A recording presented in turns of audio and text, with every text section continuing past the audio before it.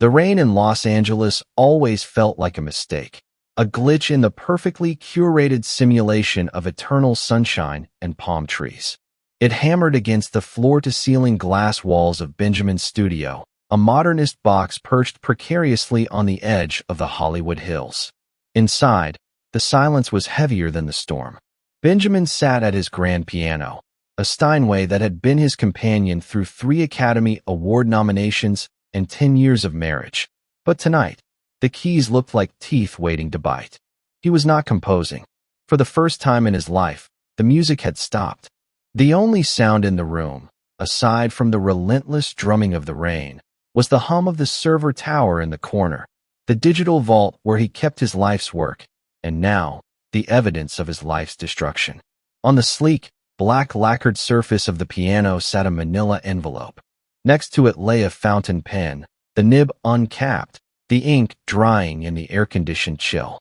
The document was titled Petition for Dissolution of Marriage. It was a sterile, legalistic end to a decade of what he thought was poetry. Benjamin stared at his own reflection in the dark glass of the window. He looked older than his 38 years. The shadows under his eyes told the story of the last 48 hours.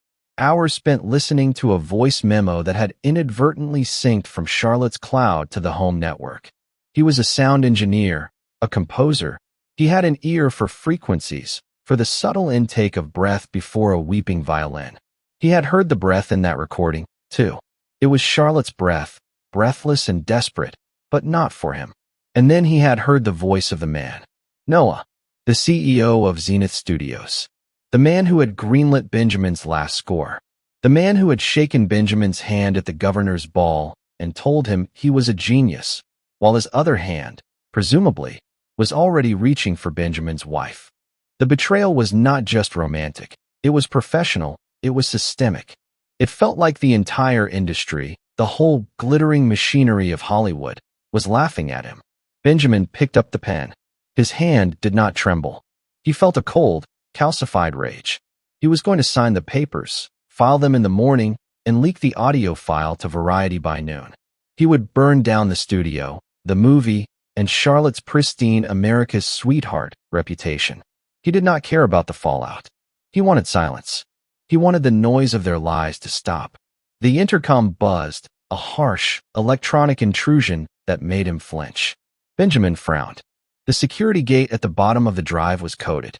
No one came up here uninvited, especially not in a storm like this. He glanced at the monitor. A black SUV was idling by the entrance. A figure stood by the camera, shielding themselves with an umbrella. He pressed the talk button. "I am not accepting visitors." "Open the gate, Benjamin." The voice was female, low, and commanded instant obedience. It was not Charlotte. It was a voice he recognized from boardrooms and charity galas, a voice that usually cost $1,000 a minute to hear. It was Victoria, Noah's wife. Benjamin hesitated. The absurdity of the moment struck him. The wife of his wife's lover was standing in his driveway. Perhaps she was here to scream at him, to blame him for not keeping his wife satisfied, or perhaps she was here with a gun. At this point, Benjamin decided he did not particularly care. He pressed the release button. 5 minutes later, the heavy oak door of the studio swung open. Victoria stepped inside, collapsing her umbrella with a sharp snap. She was dressed in a trench coat that looked like it cost more than the average American home, tailored to perfection, shedding water like oil. She did not look like a victim. She looked like a predator who had been momentarily inconvenienced by the weather. "You have a lovely view," she said, not looking at the view, but staring directly at Benjamin. Her eyes were the color of steel, unreadable and cold. "State your business, Victoria," Benjamin said, not rising from the piano bench. "I am busy destroying my life." "I know," she replied, walking further into the room, her heels clicking rhythmically on the hardwood floor. She approached the piano and looked down at the divorce papers. A faint, humorless smile touched her lips. "Irreconcilable differences. How polite." "I intend to be less polite in the press release," Benjamin said, his voice tight. "I am sure you do. You are an artist. You feel things deeply." Victoria walked around the piano, trailing her hand along the curve of the wood until she stood directly opposite him. You found out about Noah and Charlotte. It was not a question. Benjamin felt a fresh wave of nausea. Did you know? I have known for 6 months, she said simply. The air left the room. Benjamin stared at her, horrified. And you did nothing? I waited, Victoria corrected him. In my world, Benjamin, emotion is a liability. Timing is an asset. She reached into the inner pocket of her coat and pulled out a slim, cream-colored envelope.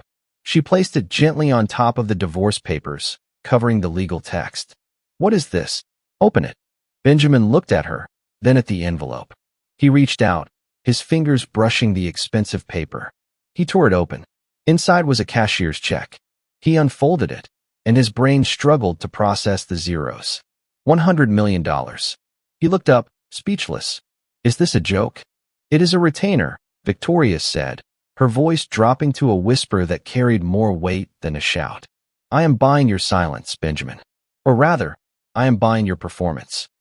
I don't want your money, Benjamin spat, pushing the check back toward her. I want to ruin them. And you will, Victoria said, her eyes flashing with a sudden, terrifying intensity. But not today, and not like this. She leaned over the piano, invading his space. Noah is in the middle of a merger that will make Zenith the largest media conglomerate in the world. The deal closes in 90 days. If a scandal of this magnitude breaks now, if it comes out that the CEO is sleeping with the lead actress of his flagship film, the stock will tank. The board will panic. The merger will fail. Good, Benjamin said. Let it fail. If it fails, Victoria continued, ignoring him, Noah loses some money, but he keeps the company. He spins the story. He paints Charlotte as a seductress and himself as a flawed man. He survives. Men like him always survive. She tapped a manicured fingernail on the check. But if the merger goes through, the bylaws of the new company change. There is a specific clause regarding moral turpitude and fiduciary responsibility that I had inserted. If he is caught in a scandal after the merger, he is not just fired. He is stripped of his equity. He loses his voting rights. He loses everything. And because I control the family trust that backs him, I will take it all. Benjamin listened, the musician in him recognizing the complex orchestration of her plan. She wasn't just angry. She was calculating a symphony of destruction. And Charlotte? Benjamin asked, his voice cracking. Charlotte is leveraging this affair to get the lead in the biopic of Marilyn Monroe. She thinks she is using Noah. If you divorce her now, she gets half your assets and runs into Noah's arms. But if you wait, if you stay married for 90 days, if you walk the red carpets with her and smile and play the doting husband. Victoria paused, her eyes locking onto his. When the blow lands, she will have no protector. Noah will be destitute. You will have filed for divorce the morning after the merger, securing your assets. She will be left with nothing but a ruined reputation and a bankrupt lover. Benjamin looked down at the check. The rain lashed harder against the glass, a crescendo of noise. You want me to fake it, Benjamin whispered. You want me to live with her, sleep next to her, knowing what she is doing. I want you to be an actor, Benjamin, Victoria said. For 90 days. In exchange, I give you $100 million to ensure you never have to work for a studio like Zenith again. And I give you the guarantee that when we pull the trigger, the bullet doesn't just wound them. It kills them. She straightened up, buttoning her coat. The check is yours. The choice is yours. You can have a messy divorce tomorrow and watch them spin it in the tabloids. Or you can suffer in silence for 3 months and watch them burn to the ground from the best seat in the house. Benjamin looked at the pen. He looked at the check. He looked at the empty, dark house that suddenly felt like a stage set. He realized then that his marriage had been a performance for a long time. He was just the only one who hadn't known his lines. He picked up the check. It felt heavy, heavier than paper should. 90 days, Benjamin said. 90 days, Victoria confirmed. She turned to leave, pausing at the door. Do not break character, Benjamin. The world is watching. She walked out into the rain, leaving Benjamin alone in the silence, holding the price of his soul in one hand and the wreckage of his heart in the other. The morning sun over Los Angeles did not rise gently. It breached the horizon like a camera flash, overexposing the sprawling city in a harsh, unforgiving white light. Benjamin stood in the center of their kitchen, a cavernous space of marble and brushed steel that felt less like a home and more like a showroom for appliances they rarely used. He had not slept. The check for $100 million was locked inside the biometric safe in his studio, buried beneath master recordings of soundtracks that the world had wept over. Now, he felt as though those melodies belonged to a stranger. The man who had written them believed in romance. The man standing in the kitchen, waiting for the sound of his wife's car, believed in nothing but the contract. He heard the distinct purr of the Aston Martin engine before he saw it. The car wound its way up the long, cypress-lined driveway, the gravel crunching under the tires like breaking bones.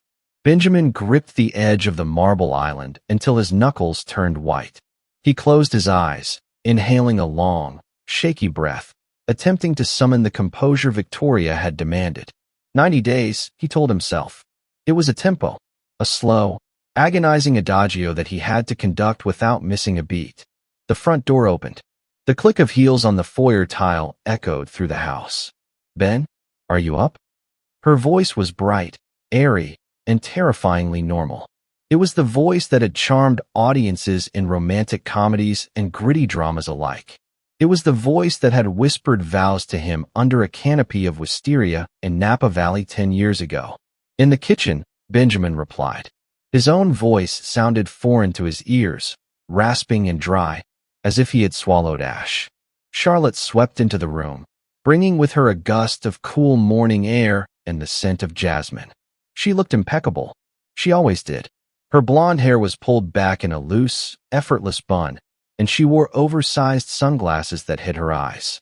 She was carrying a script binder and a to-go cup from an expensive organic cafe in Malibu. To the outside world, she was the picture of a hard-working actress returning from an early call time. To Benjamin, she was a crime scene that had been scrubbed clean. God, what a night, she sighed, tossing her keys onto the counter and pulling off her sunglasses. Her eyes were clear, devoid of guilt. Reshoots ran until 4 in the morning. The lighting director was having a meltdown. I just crashed in the trailer for a few hours. I hope you were not worried. Benjamin looked at her. He looked at the curve of her neck, the familiar arch of her brow, the lips he had kissed 1,000 times. He knew, with a sickening certainty, that she had not been in a trailer. She had been in a bed in a glass-walled house in the Palisades, overlooking the ocean, with Noah. He knew because the private investigator's report, which he had burned in the fireplace last night, had detailed the security gate logs. I was working late myself, Benjamin said. He turned away from her, focusing on the espresso machine. He could not look at her yet. The rage was a physical thing, a tightening in his throat that threatened to choke him. The score for the indie project. The cello solo was not sitting right in the mix. You work too hard, darling, Charlotte said. She walked up behind him and wrapped her arms around his waist. Benjamin froze. Her body pressed against his back, warm and soft. It was a sensation that used to ground him, to make him feel safe. Now, it felt like being branded. He wanted to violently shove her away, to scream the truth into her face until her perfect composure shattered. But the image of the check and Victoria's cold, steel eyes flashed in his mind. Timing is an asset. He forced his muscles to relax. He forced his hand to cover hers where it rested on his stomach. We both do, he said. Charlotte squeezed him and then pulled away, moving to the refrigerator to grab a bottle of sparkling water. Well, it is going to be worth it. Noah called me this morning on the drive back. He thinks the Academy is really going to pay attention to this role. He says I am a lock for the nomination. The mention of his name was a dagger. Benjamin turned around, leaning against the counter, crossing his arms to create a barrier between them. Noah called you? Benjamin asked.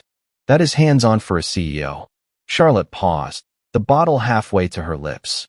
For a microsecond, a frame of film so fast you would miss it if you were not looking, her eyes flickered. A tiny calculation, a script revision in real time. You know how he is, she said, laughing lightly. The sound was musical, practiced. He is micromanaging everything since the merger talk started. He wants this film to be the jewel in the crown. He is just enthusiastic. I am sure he is, Benjamin said. He has a lot riding on it. We all do, she said, taking a sip of water. She leaned against the island, looking at him with an expression that simulated concern. Are you all right, Ben? You look pale. You have those circles under your eyes again. Just the rain, he lied. Kept me up. The storm was loud. I know, she said softly. I missed you. The lie hung in the air between them, suspended in the dust motes dancing in the sunlight. I missed you. It was a line reading. It was a manipulation so casual it bordered on sociopathy. Benjamin realized then that he did not know this woman. He had lived with her for a decade, but he had only ever seen the character she played for him. The real Charlotte was a stranger who could look her husband in the eye after betraying him and tell him she missed him without blinking. I have a fitting at 2, Charlotte said, changing the subject as she checked her phone. It buzzed on the marble counter, a harsh insectoid sound. For the governor's ball. And then we have that dinner with the producers at Spago tonight. You are still coming, right? I need you there. You know I hate doing the small talk without you. You are my shield. My shield. The irony was corrosive. She used him as a shield to protect her public image, while she stabbed him in the back in private. I will be there, Benjamin said. I would not miss it. Good, she smiled, a radiant, blinding smile that had sold millions of tickets. She walked over to him, rising on her tiptoes. She leaned in. Benjamin stopped breathing.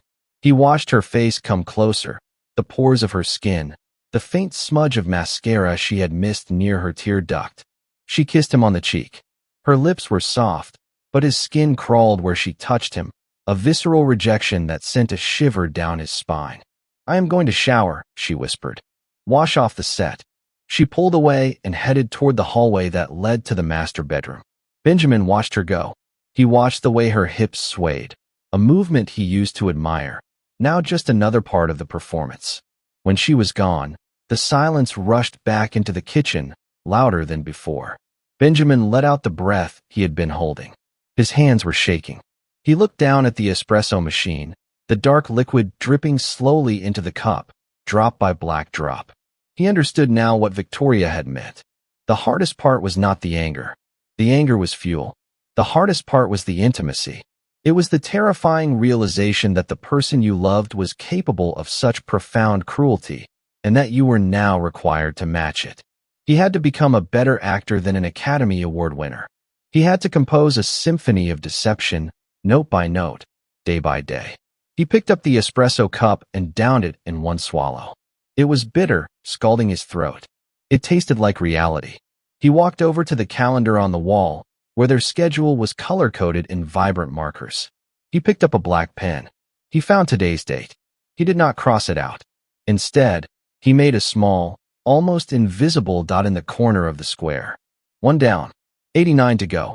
From the master bathroom down the hall, he heard the sound of the shower turning on. The rushing water sounded like static, washing away the evidence of the night. But Benjamin knew that some stains could not be washed out. They could only be covered up, layer by layer, until the weight of them brought the whole house down. He walked toward his studio. He needed to work. He needed to find a melody that sounded like a lie, because that was the only song he would be playing from now on. The air inside Spago was perfumed with truffle oil and raw ambition, a thick, intoxicating scent that Benjamin had once mistaken for success. Now, as he walked through the heavy glass doors of the iconic Beverly Hills restaurant, it smelled only of complicity. The flashbulbs of the paparazzi waiting outside had left seared afterimages in his vision, blooming like white nebulas against the dim, ambient lighting of the dining room. He blinked, trying to clear his sight, but the disorientation remained. It was a physical manifestation of his new reality, a world where the spotlight was blinding and the truth was hidden in the shadows. Charlotte walked a half step ahead of him. The moment they had stepped out of the valet line, she had undergone a metamorphosis. Her posture straightened, her chin lifted, and that famous, incandescent smile, the one that had graced the cover of Vanity Fair just last month, was firmly in place. She was playing the role of the adored wife, her hand resting lightly on the crook of Benjamin's arm. To the onlookers, it was a gesture of intimacy. To Benjamin, her fingers felt like the cold, hard clamps of a vice. He could feel the heat radiating from her skin, a warmth that made his stomach turn. He had to remind himself to breathe, to put one foot in front of the other, to not recoil from the woman he had shared a bed with for 10 years. The maitre d' led them through the labyrinth of tables, weaving past Hollywood agents, tech moguls, and starlets hoping to be discovered. Heads turned as they passed. Benjamin heard the hushed whispers, the murmurs of recognition. Usually, he would have felt a quiet pride in being the man beside the star. Tonight, he felt like a ghost haunting his own life. They reached the prime corner booth, the power table reserved for the kings and queens of the industry. Noah and Victoria were already there.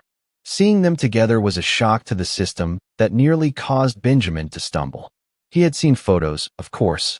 He had seen Noah at premiere parties, holding court with a glass of scotch in hand. But seeing him now, sitting next to his wife while Charlotte sat next to Benjamin, created a perverse symmetry that made the bile rise in Benjamin's throat. Noah rose to greet them. He was a tall man, possessed of that aggressive, confident handsomeness that aged well in Los Angeles.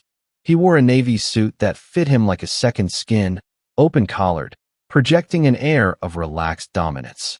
He looked like a man who had never been told no in his entire life. "Charlotte, you look magnificent," Noah said, his voice booming slightly, designed to be overheard.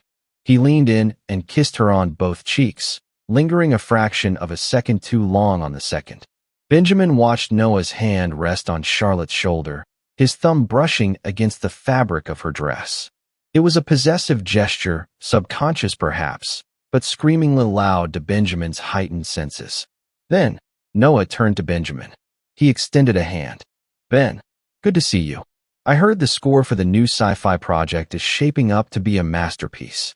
My post-production team is raving about it." Benjamin looked at the hand. It was manicured, large, and steady. This was the hand that had touched his wife. This was the hand that had rewritten the script of Benjamin's marriage. The urge to shatter the wine glass on the table and drive the stem into Noah's palm was so violent, so visceral, that Benjamin's vision blurred again.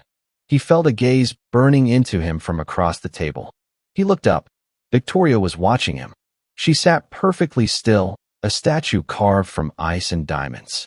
She wore a sharp, black architectural dress that seemed to swallow the light around her. Her hands were folded on the white tablecloth. Her expression was impassive, but her eyes, those steel-gray eyes, locked onto Benjamin's with the weight of a physical blow. "Do not break character," her eyes said. 90 days. Benjamin forced his own hand forward. He gripped Noah's hand. The skin was warm. The squeeze was firm.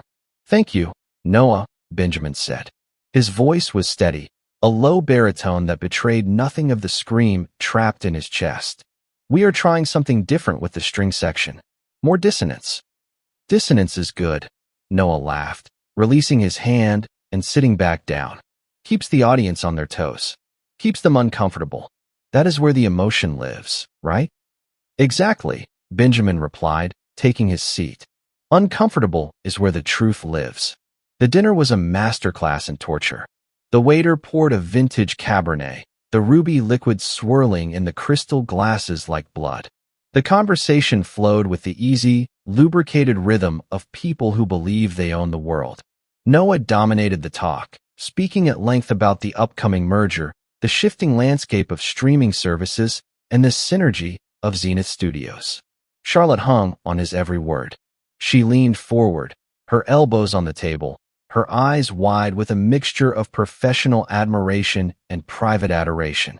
She was glowing.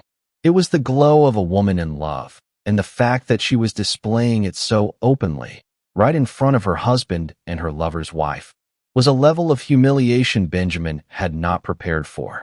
"The merger is going to change everything," Noah said, gesturing with his wine glass. "We are not just making movies anymore. We are building ecosystems. When we acquire the streaming platform, we will control the pipeline from production to consumption. Total vertical integration." "It sounds risky," Benjamin said, cutting through the monologue. He picked up his glass, swirling the wine, watching the vortex. Putting all your eggs in one basket. Noah smiled, a condescending tilt of his lips. Risk is the price of entry, Ben. You know that. You take risks with your music. You do not play it safe. That is why you are the best. In business, it is the same. You have to be willing to bet the house if you want to build a castle. And what happens if the foundation is rotten? Benjamin asked. The table went quiet for a heartbeat. The ambient noise of the restaurant seemed to drop away, leaving only the clinking of silverware on china. Charlotte turned to Benjamin, her brow furrowed slightly. Ben, what do you mean? I mean, Benjamin said, looking directly at Noah, that structures are only as strong as their weakest point. If you build too fast, if you cut corners, eventually, the cracks show. And when they do, the whole thing comes down. Noah's smile did not waver, but his eyes hardened.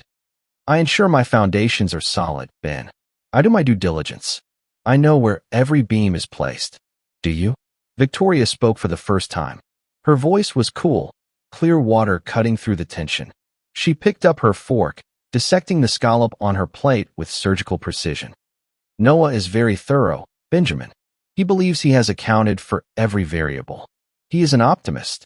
She looked up at Noah, and for a second, the mask slipped. There was a flash of pure, unadulterated loathing in her eyes, so intense that Benjamin felt a chill race down his spine. But Noah, arrogant and drunk on his own narrative, missed it entirely. He thought she was complimenting him. Realism is not pessimism, Noah corrected her, winking at Charlotte. It is just vision. Speaking of vision, Charlotte interjected, sensing the friction and smoothing it over with practiced ease. Victoria, I heard you were chairing the gala for the art museum next month. I would love to be involved. Maybe we could auction off a set visit? Or a premiere package. That would be generous, Victoria said, turning her gaze to Charlotte. She looked at the actress as one might look at a particularly interesting insect pinned to a board. We would appreciate the exposure. The double entendre hung in the air, sharp and dangerous. Benjamin took a long drink of wine. He felt a strange, twisted kinship with Victoria in that moment. They were the silent observers, the architects of a demolition that the other two could not even see coming. They were speaking a language of subtext, trading secrets in plain sight. As the main course arrived, Noah leaned over to pour more wine into Charlotte's glass. His cuff rode up, revealing a platinum watch. As he pulled back, his hand brushed against Charlotte's bare arm. It was not an accident. It was a caress. Charlotte's breath hitched, a tiny, involuntary sound that crashed into Benjamin's ears like a cymbal clash. Benjamin's hand clenched around his steak knife. The serrated edge dug into his thumb. The pain was sharp, grounding. He wanted to lunge across the table. He wanted to shout the truth to the entire room. He wanted to tell Noah that his empire was built on sand and that the tide was coming in. But then he looked at Victoria. She was watching his hand on the knife. She gave a microscopic shake of her head. Wait. Benjamin exhaled slowly. He released his grip on the knife.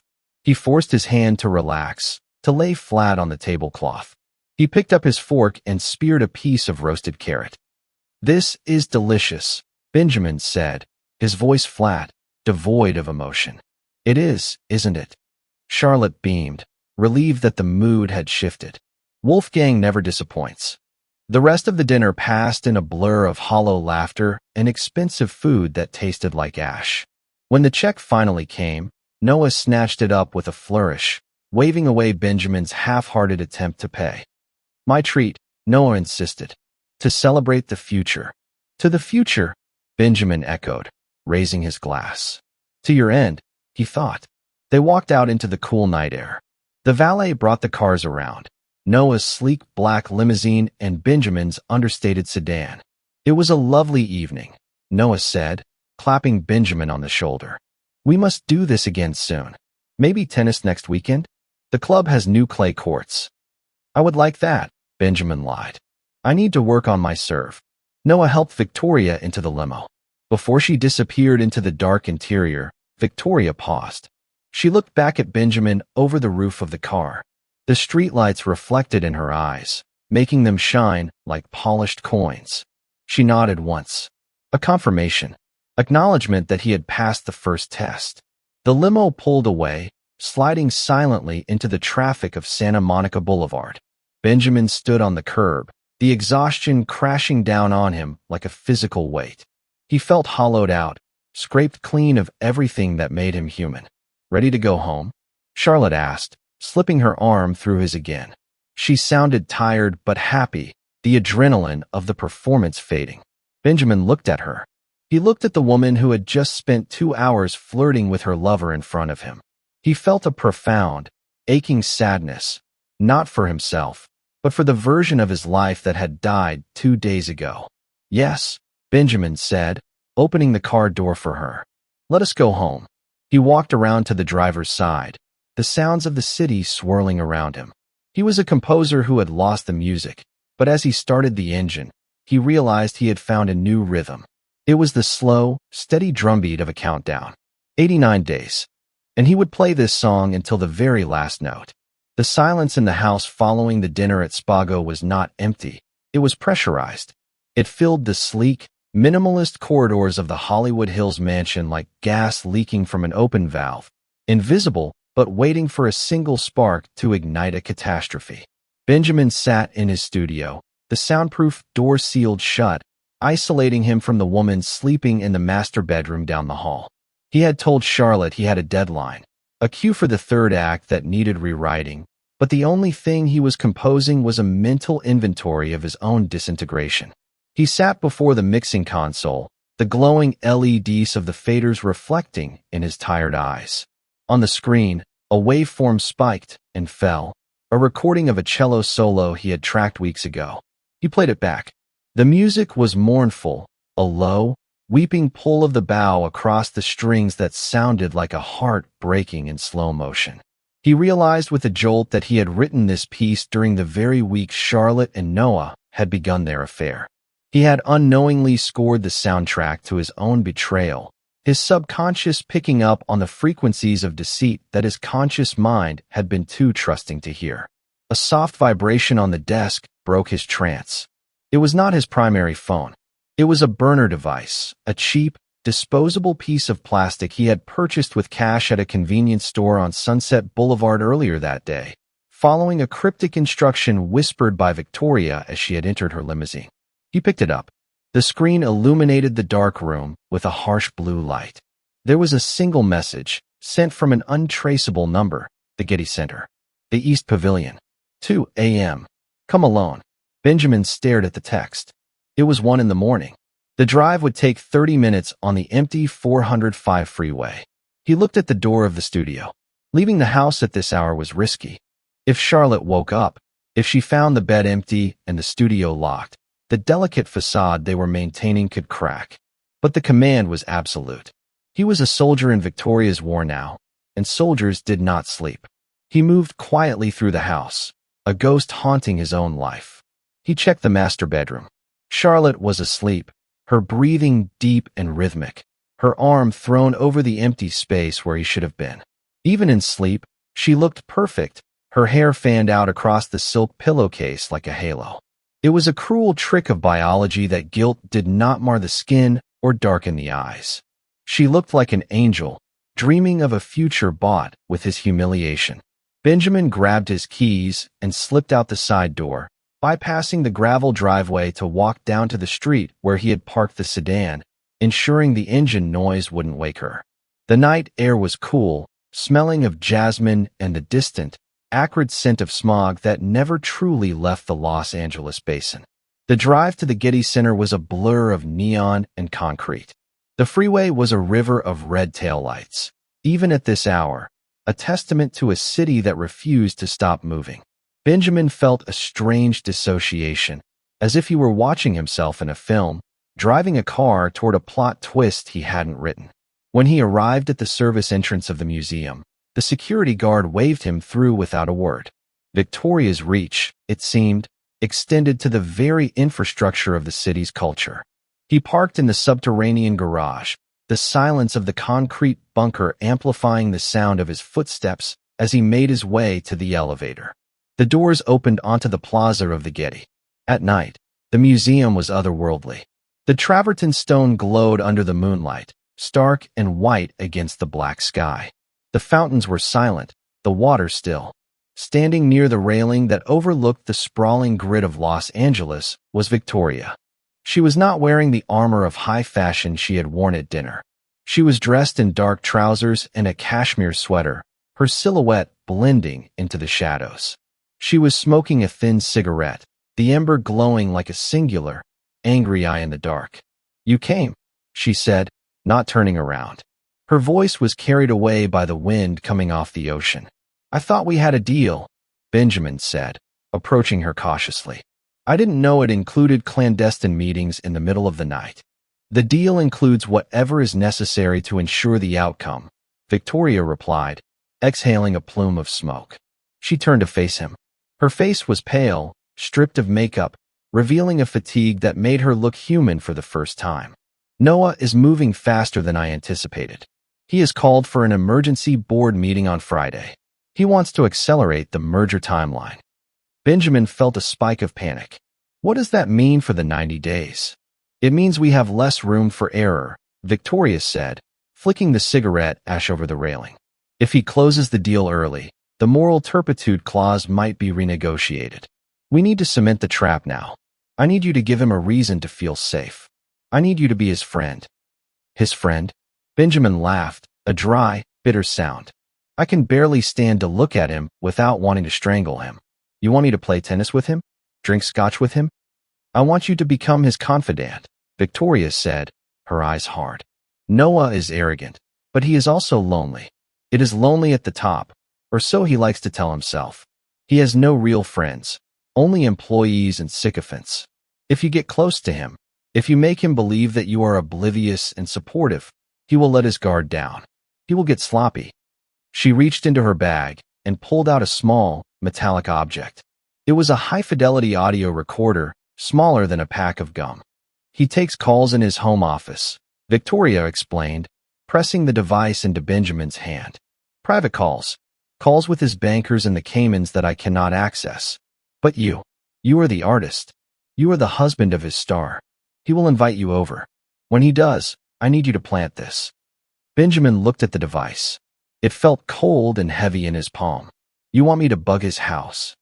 "I want you to help me retrieve what is mine," Victoria corrected. "This isn't just about the affair, Benjamin. The affair is the leverage, but the money is the kill shot. Noah has been funneling production funds into offshore accounts to artificially inflate the studio's profit margins before the merger. If we can prove that, he goes to prison. And Charlotte? Well, Charlotte becomes the mistress of a felon." The wind whipped around the stone plaza, chilling Benjamin to the bone. He realized the scale of what he was stepping into. This wasn't just a divorce, it was corporate warfare. He was a pawn on a chessboard he barely understood, being moved by a queen who was willing to sacrifice everything to win. "And if I get caught?" Benjamin asked. "Then you are a jealous husband who acted irrationally," Victoria said simply. "And the deal is off. You lose the money. You lose the satisfaction." She stepped closer to him, the smell of expensive tobacco and cold rain clinging to her. She reached out and adjusted the collar of his jacket, a gesture that was shockingly intimate in its possessiveness. "Do not get caught, Benjamin. You are a composer. You understand timing. You understand silence. Use that." She turned and walked away, her heels clicking on the travertine stones, fading into the darkness of the museum complex. Benjamin stood alone on the edge of the precipice, looking down at the glittering lights of Los Angeles. Millions of lights, millions of lives, millions of lies. He gripped the recorder in his hand until the metal bit into his skin. He thought of Charlotte sleeping in their bed, dreaming of Oscars and magazine covers. He thought of Noah, laughing at the head of the table, thinking he was untouchable. A dark, cold resolve settled over Benjamin's heart. He had spent his life creating harmony, resolving dissonance into beautiful chords. But Victoria was right. Harmony was a lie. The truth was ugly, discordant, and raw. And he was ready to conduct the finale. He turned back toward the elevator, slipping the recorder into his pocket. The drive home would be long, but for the first time in days, his mind was clear. He had a new score to write, and it would be a requiem for the life he had once loved. The private tennis court at the Bel Air Country Club was a theater of exclusivity, a rectangle of manicured red clay surrounded by towering hedges that cut off the rest of the world. The air smelled of eucalyptus and the freshly laundered towels that were stacked in pyramids on the sidelines. Benjamin stood at the baseline, bouncing the yellow ball against the ground. Thud, thud, thud. It was a hypnotic rhythm, a heartbeat that matched the pounding in his own chest. Across the net, Noah stood waiting, his racket spinning idly in his hand, his posture relaxed and predatory. He looked like a man who owned the sunlight that was beating down on them. The match had been Noah's idea, a casual suggestion made over the hood of a limousine that had turned into a summons. Benjamin knew it was not about tennis. It was a dominance display. It was a way for Noah to measure the man whose wife he was sleeping with, to see if Benjamin possessed any spine, any threat. Benjamin had to walk a razor's edge. He had to be competent enough to be respected, but submissive enough to be dismissed. He had to lose, but he had to make it look like he was trying to win. Noah served. The ball was a blur, kicking up a puff of red dust as it slammed into the service box. It was an aggressive, violent shot. Benjamin lunged, his racket connecting with a satisfying vibration, sending the ball arching back deep. They rallied. The sound of the racket strings snapping against the ball echoed in the quiet canyon. Left, right, forward. Benjamin moved with the grace of a man who understood tempo, but inside, his mind was screaming. Every time he swung, he imagined the ball was a stone aimed at Noah's smiling, arrogant face. He wanted to drive a forehand straight into the man's chest. He wanted to leap the net and shatter the facade of this civilized afternoon. But he did not. He played the part. He let Noah run him ragged. He let Noah hit the winners down the line. And when the final point was scored, a smash that Noah delivered with a grunt of exertion, Benjamin walked to the net, wiping sweat from his forehead, and extended his hand. Good game, Benjamin lied, his breath coming in ragged gasps. You have a wicked serve, Noah. I could not touch it. Noah grinned, gripping Benjamin's hand with damp, triumphant fingers. You put up a good fight, Ben. Better than I expected. You have good footwork for a piano player. The condescension was thick enough to choke on. They walked off the court, grabbing towels and water bottles. Benjamin felt the small, hard lump of the audio recorder in his gym bag, buried beneath his change of clothes. It felt radioactive. You know, Noah said, taking a long swig of water and looking up at the hills. I have been meaning to ask you about the acoustics in my home office. I just had a new surround system installed, top of the line, German engineering, but the calibration feels off. It lacks warmth. Benjamin froze mid-step, the towel halfway to his face.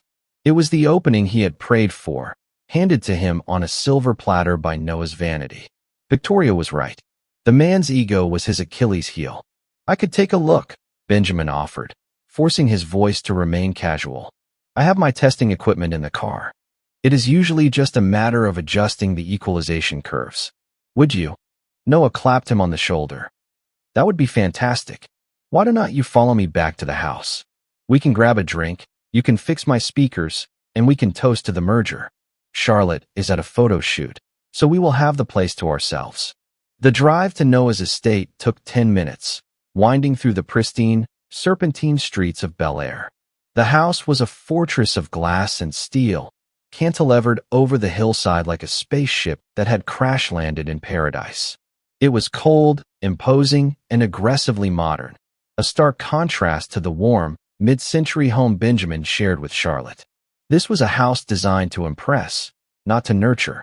As Benjamin stepped into the foyer, the silence of the house hit him. It was a sterile silence. He could see why Charlotte might be drawn here. It was a fantasy world, detached from reality. He followed Noah through the hallways, noting the expensive art on the walls, a Basquiat, a Hearst, trophies collected not for love, but for investment value. The office is this way, Noah said, leading him down a corridor lined with floor-to-ceiling windows. The office was a cavernous room with dark walnut paneling and a view that stretched all the way to the Pacific Ocean. A massive mahogany desk dominated the center of the room, cluttered with documents and multiple monitors. In the corner, a state-of-the-art sound system stood like a monolith. "Here she is," Noah said, gesturing to the speakers. "I spent $50,000 on this setup, and it sounds tinny. Fix it, and I owe you one." "Let me hear it," Benjamin said, setting his bag down. While Noah fumbled with the remote to turn on the system, Benjamin scanned the room. His eyes darted from the bookshelves to the underside of the desk. He needed a spot that was inconspicuous but close enough to capture conversation. The recorder Victoria had given him was magnetic. If he could get it under the metal frame of the desk chair or the desk itself, it would be perfect. "I am going to grab us that scotch," Noah announced, tossing the remote onto the leather sofa. "Macallan, 25. You like single malt, right?" "Love it," Benjamin said. "Be right back. Make yourself at home." The moment the heavy door clicked shut behind Noah, Benjamin moved. The adrenaline surged through his veins, sharpening his vision. He abandoned the pretense of the speakers and rushed to the desk. His heart hammered against his ribs like a trapped bird. He fell to his knees, his hands trembling slightly as he reached into his pocket and withdrew the small, black device. He crawled under the desk. It smelled of lemon polish and the faint, lingering scent of Noah's cologne. He felt a wave of revulsion. This was the seat of power. This was where Noah made the calls that destroyed companies and, apparently, marriages. Benjamin felt along the metal support beam of the desk. It was smooth, cool to the touch. He pressed the recorder against the metal in the back corner, near where Noah's knees would be. It clicked into place with a soft, metallic snap. He gave it a tug. It held firm. He scrambled out from under the desk, brushing the lint from his knees. He checked the door. Still closed. He had seconds. He rushed over to the speakers and began aggressively turning knobs on the amplifier, creating a chaotic feedback noise just as the door handle turned. Noah walked in, carrying 2 crystal tumblers filled with amber liquid. He winced at the screeching sound coming from the speakers. "Jesus, Ben, you trying to blow the windows out?" Benjamin quickly lowered the volume, smoothing his hair back. "Sorry, I was running a frequency sweep. I found a problem. Your subwoofer crossover was set too high. It was muddying the dialogue frequencies." He adjusted a final dial and played a track, a deep, resonant cello piece. The sound filled the room, rich and warm. "There," Benjamin said, stepping back. "That should do it." Noah listened, tilting his head. A smile spread across his face. "Unbelievable. You are a wizard, Ben. Seriously, that sounds expensive." He handed Benjamin a glass. To the magic touch. Benjamin took the glass. The crystal was heavy. He raised it, looking Noah in the eye. He saw no suspicion, only the self-satisfied glaze of a man who believed the world existed to serve him. Noah had no idea that the device ticking silently beneath his desk was about to dismantle his life. To clarity, Benjamin proposed, his voice steady. They drank. The scotch burned going down, a cleansing fire. Benjamin felt a strange, cold calm settle over him. He had crossed a line. He was no longer just the victim, he was the infiltrator. He was inside the enemy's keep. "So," Noah said, leaning back against his desk, inches from the hidden microphone. "Tell me about Charlotte. She has been intense lately. Nervous about the role. You are the husband. How do you handle her when she gets like this?" The audacity of the question nearly made Benjamin drop his glass. Noah was asking for advice on how to manage Benjamin's own wife. It was a test, or perhaps just cruel curiosity. Benjamin took a slow sip of scotch, letting the silence stretch. He thought of the script Victoria had given him. Be the oblivious, supportive fool.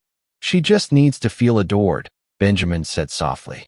"She needs to feel like she is the only woman in the room. When she gets anxious, she does not want logic. She wants validation. She wants to be told she is a star." Noah nodded slowly, digesting this information as if it were market data. Validation. Right. Good to know. Benjamin finished his drink and set the glass down on a coaster. "I should get going, Noah.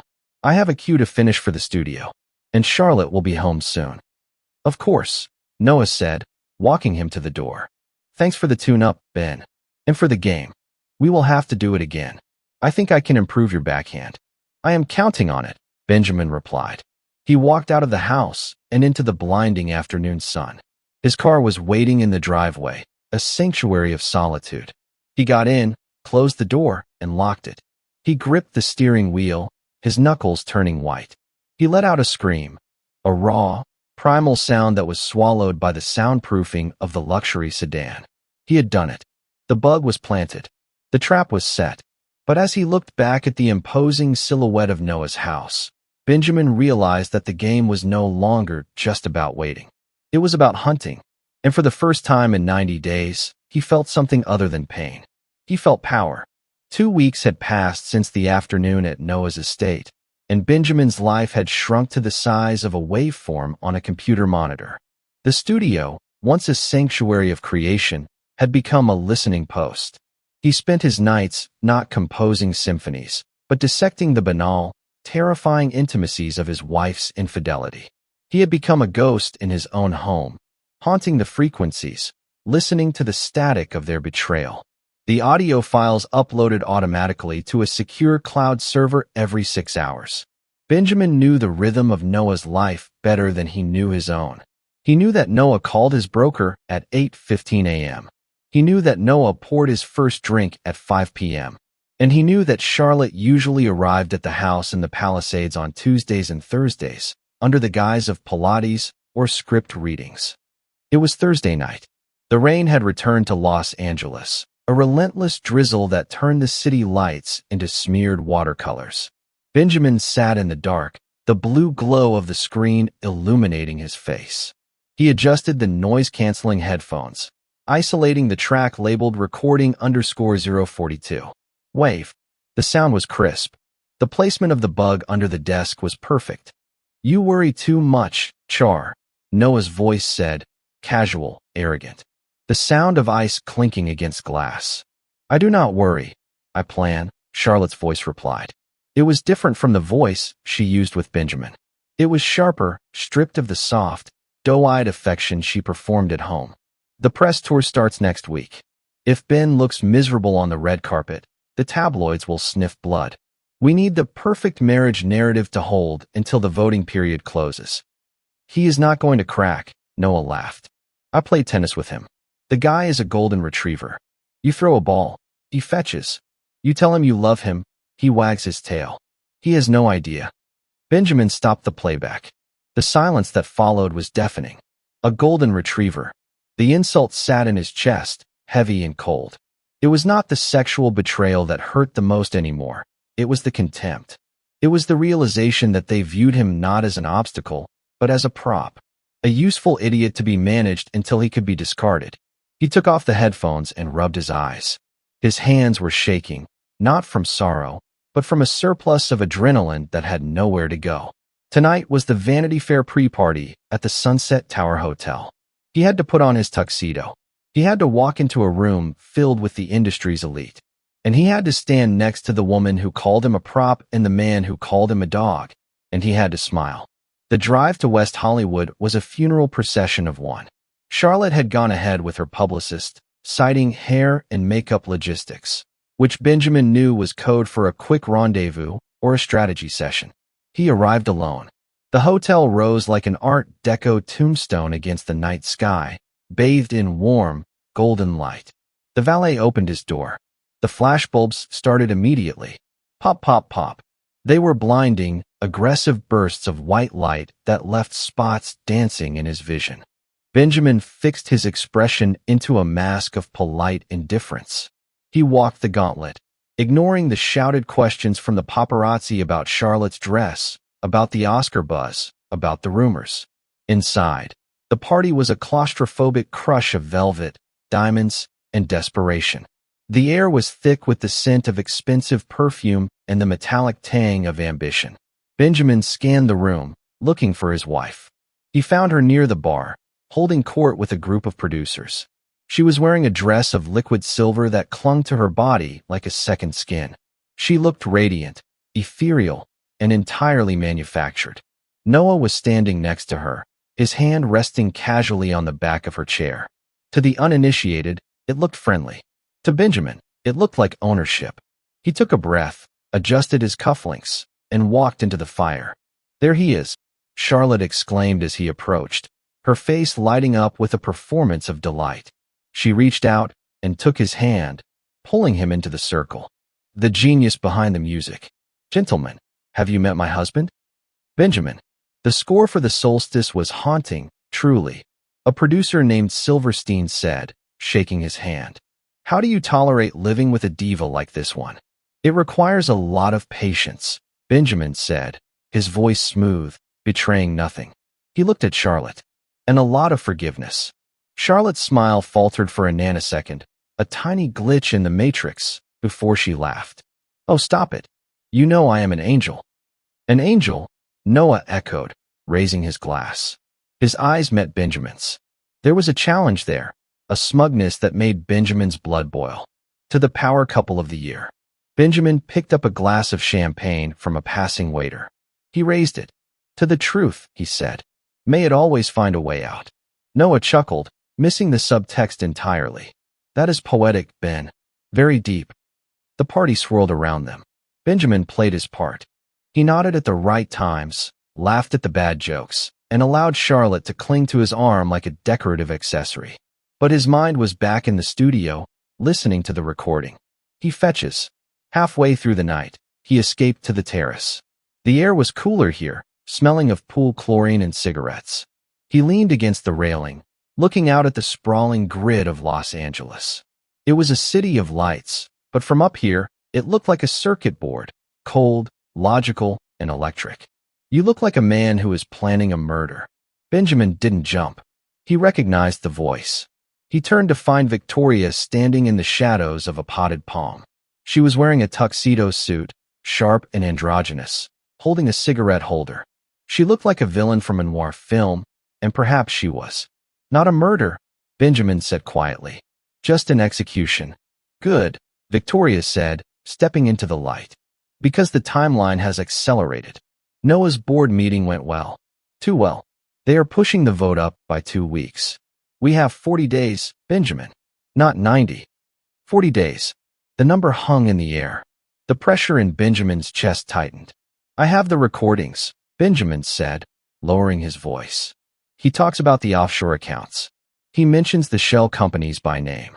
I have him on tape admitting to inflating the projections." Victoria's eyes widened slightly, a rare crack in her icy demeanor. "You have him saying it." Clear as day. He was bragging to his lawyer on speakerphone. A slow, terrifying smile spread across Victoria's lips. It was not a smile of joy. It was the smile of a predator who had just seen the throat of its prey exposed. "That is the nail in the coffin," she whispered. "But we cannot use it yet. If we leak it now, the merger stops, and he just gets fired. We need him to sign the final papers. We need him to legally bind his fate to the company so that when the truth comes out, the clawback clauses activate. We need him to think he has won." "He thinks I am a dog," Benjamin said, the bitterness seeping into his voice. "He told Charlotte I am a golden retriever, that I will just wag my tail." Victoria stepped closer, the smoke from her cigarette curling around them. She reached out and touched his lapel, straightening it. "Then be the best dog he has ever seen," she said. "Let him pet you. Let him think you are harmless. Because nobody suspects the dog until it bites." She looked over his shoulder, back toward the party where the laughter was loud and hollow. "Charlotte is looking for you," Victoria said. "She gets nervous when you are not in her orbit. Go back in there. Hold her hand. Kiss her. Make her feel safe. The higher they climb, Benjamin, the longer the fall." Benjamin looked at her, then back at the city. He felt a strange transformation taking place within him. The hurt was calcifying into something harder, something useful. He was no longer the composer who believed in the purity of emotion. He was the architect of a collapse. 40 days, Benjamin repeated. 40 days, Victoria confirmed. He turned and walked back into the party. He found Charlotte near the dessert table. She looked relieved when she saw him. "Where did you go?" she asked, grabbing his arm. "The director of the studio wants to take a photo with us." "Just getting some air," Benjamin said. He looked at her, really looked at her. He saw the fear behind the smile, the ambition that ate her alive. He felt a sudden, profound pity for her. She had no idea that the ground beneath her feet was already gone. "Let us go take the photo," Benjamin said, placing his hand on the small of her back. "We should capture the moment." He led her toward the flashing lights, his face a perfect mask of devotion. Inside, the music had stopped, replaced by the steady, rhythmic ticking of a bomb. The invasion began at precisely 8 in the morning, a synchronized assault of lighting rigs, camera tripods, and catering trays that transformed Benjamin's sanctuary into a film set. It was a photo shoot for Vogue Living, a 6-page spread titled The Harmony of Home, designed to showcase the domestic bliss of Hollywood's golden couple. To Benjamin, the title felt like a punchline to a joke he was too exhausted to laugh at. He stood in the corner of the living room, nursing a cup of black coffee, watching a stranger rearrange his bookshelf. The production assistant was turning the spines of the books outward, curating a literary palette that suggested intellect without controversy. It was a perfect metaphor for his life. Everything was being staged for public consumption, and the reality was being pushed into the shadows. Charlotte was in the makeup chair in the dining room, surrounded by a hive of stylists. She looked calm, almost meditative, as they applied the layers of foundation that would render her skin flawless under the strobe lights. Benjamin watched her through the open doorway. He marveled at her capacity for compartmentalization. Last night, the audio recorder had captured her arguing with Noah about the liquidity of his assets, her voice shrill with greed. Today, she was the picture of serene domesticity, preparing to tell the world how her husband's music was the grounding force of her life. The disconnect was so profound that Benjamin wondered if she was even aware of the lie anymore, or if she had simply rewritten her own reality to fit the script. "Benjamin, darling." The photographer, a man named Laurent with a thick French accent and a scarf he wore indoors, clapped his hands. "We need you in the frame. The light is hitting the piano perfectly. It is the golden hour, no?" Benjamin set his coffee down and walked onto the set. He felt heavy, his limbs moving through a viscous substance of dread. He sat at the piano, the instrument he had not played with genuine passion in weeks.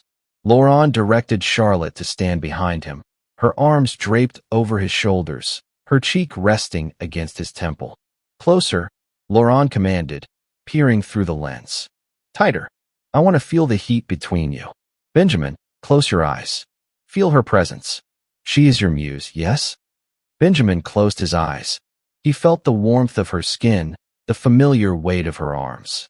He smelled the expensive floral perfume she always wore, a scent that used to trigger a Pavlovian response of affection in him, but now triggered a nausea that rose in his throat.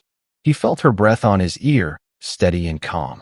"I love this room," Charlotte whispered, loud enough for the crew to hear, but soft enough to sound intimate.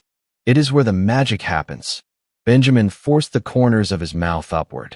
He channeled every ounce of energy into his facial muscles, constructing a smile that did not reach his deadened eyes. "The magic," Benjamin repeated, his voice flat. "Beautiful," Laurent shouted, the shutter clicking rapidly like a machine gun. "Hold that. The devotion, the tenderness. It is exquisite." The shoot dragged on for hours. They moved from the piano to the kitchen, then to the patio overlooking the canyon. In every shot, they were touching, holding hands, embracing, laughing at unseen jokes. It was a marathon of intimacy with a stranger. Benjamin felt as though his skin was being abraded, layer by layer, until his nerves were exposed to the air. He was performing the role of the doting husband, the golden retriever Noah had mocked, and every click of the shutter captured a permanent record of his humiliation. During the lunch break, the crew retreated to the catering tent outside. Benjamin and Charlotte were left alone in the living room, the silence descending suddenly like a heavy curtain. Charlotte kicked off her heels and collapsed onto the sofa, letting out a long sigh. "God, Laurent is exhausting," she said, rubbing her temples. "But the photos looked amazing on the monitor. Did you see the one by the fireplace? It is going to be iconic." Benjamin stood by the window, looking out at the smog-choked horizon. "Iconic," he echoed. "That is the goal." Charlotte paused. She sat up, sensing the jagged edge in his tone. "Ben, is everything okay?" You have been distant today, even for you. Benjamin turned to face her. The danger in the room spiked. This was the moment Victoria had warned him about. If he pushed her away too hard, she would get suspicious. If he let her in, he might vomit. I am just tired, Benjamin said, walking over to the armchair opposite her. He sat down, keeping a safe distance. The studio wants a rewrite on the finale cue. The director says it is not emotional enough. He wants more. Heartbreak. Charlotte softened. Her expression shifted into that look of practiced empathy he knew so well. Oh, honey, you always struggle with the sad parts. You are too happy. That is your problem. She laughed lightly, a sound that grated on his ears. But you will find it. You always do. You just need to tap into. I do not know. Imagine if you lost me. Use that. The audacity of the suggestion left Benjamin breathless. Imagine if you lost me. She was sitting there, actively destroying their marriage, actively plotting to leave him with a bankrupt lover, and she was telling him to use the fear of losing her as artistic inspiration. It was a level of narcissism that was almost impressive in its purity. I will try that, Benjamin said, his voice barely a whisper. I will imagine you are gone. He looked at her, really looked at her. He saw the tiny lines around her eyes, the slight tension in her jaw. He realized that she was not happy either. She was stressed, managing a double life, juggling two men and a career on the brink of superstardom. She was a creature of appetite, consuming everything in her path, and she was starving.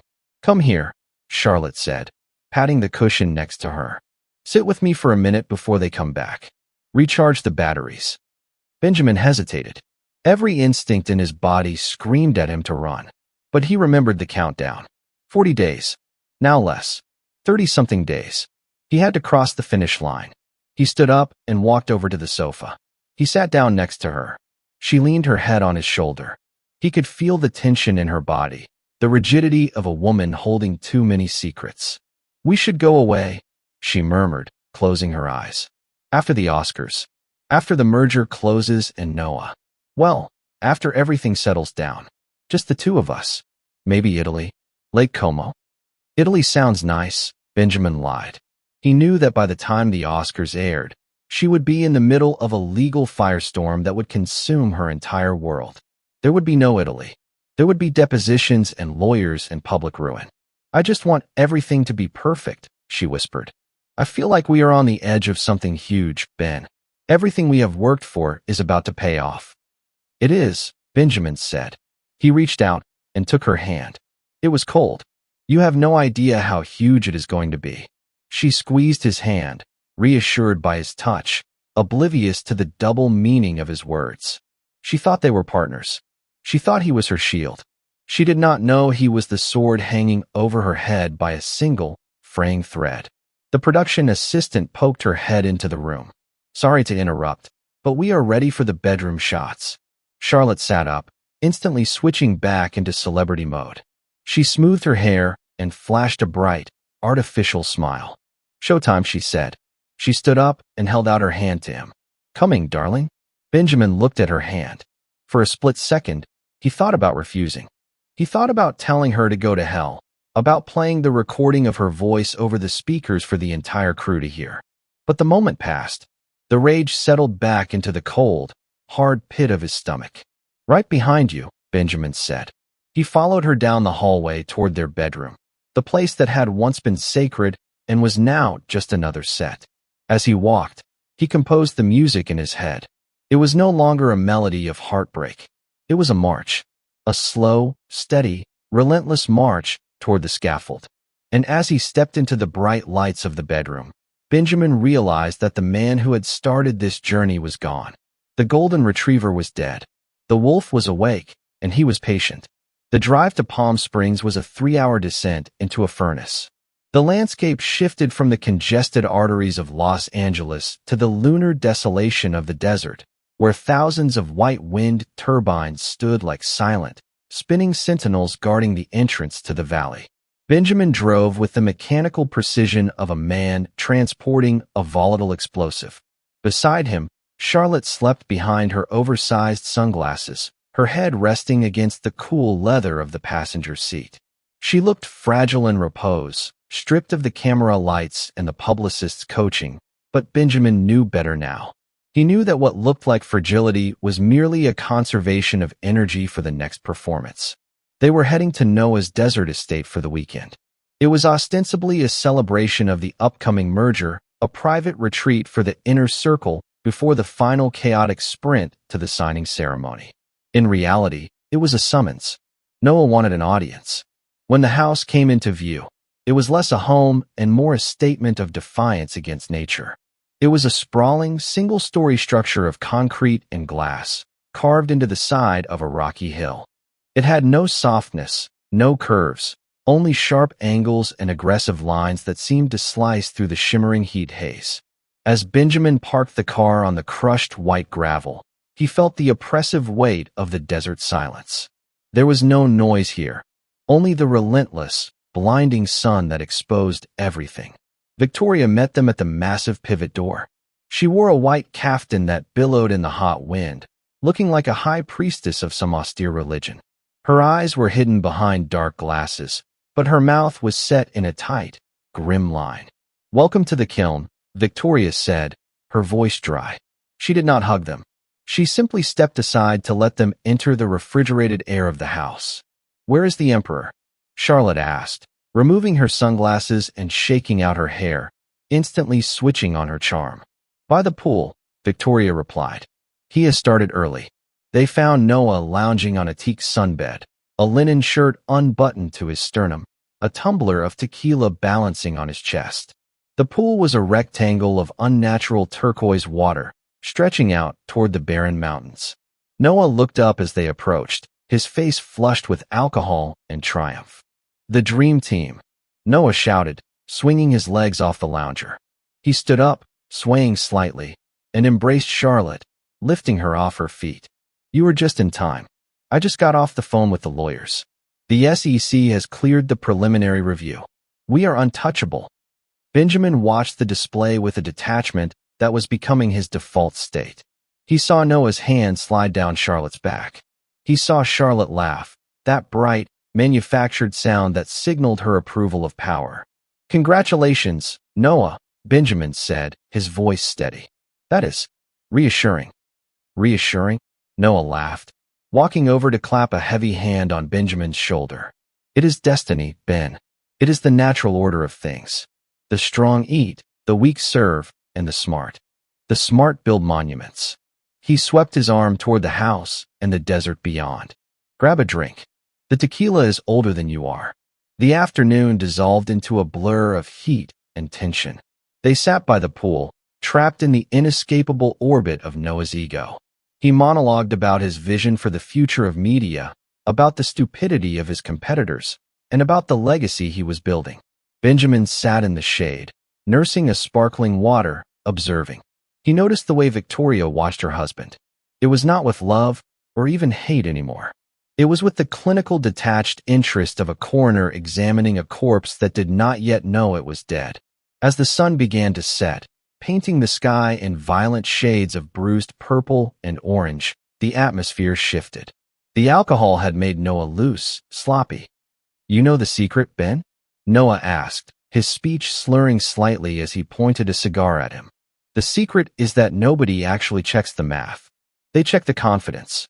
If you walk into the room and tell them 2 + 2 = 5, and you say it with $1 billion behind you, they will rewrite the textbooks." Benjamin felt the recorder in his pocket, though he was not recording now. He did not need to. The man was digging his own grave with every sentence. "Is that safe?" Benjamin asked, playing the role of the nervous novice. "Relying on confidence? Safe is for people who fly economy," Noah sneered. He looked at Charlotte. "Right, darling? We do not do safe." Charlotte smiled, but Benjamin saw a flicker of unease in her eyes. It was the first crack he had seen in weeks. She looked at Noah, then quickly at Benjamin, as if measuring the distance between the reckless gambler and the steady safety net. Later that night, after a dinner where the conversation was as sparse as the desert vegetation, Benjamin found himself alone on the terrace. The desert air had cooled rapidly, the temperature dropping with the sun. The stars were incredibly bright, millions of them scattered across the black void. He heard the sliding glass door open behind him. He did not turn. He knew the cadence of those footsteps. "It is beautiful out here," Charlotte said softly. She moved to stand beside him, wrapping her arms around herself against the chill. She was wearing a silk robe, her face scrubbed clean of makeup. In the moonlight, she looked younger, softer, like the girl he had met in a coffee shop 10 years ago, before the fame, before the armor.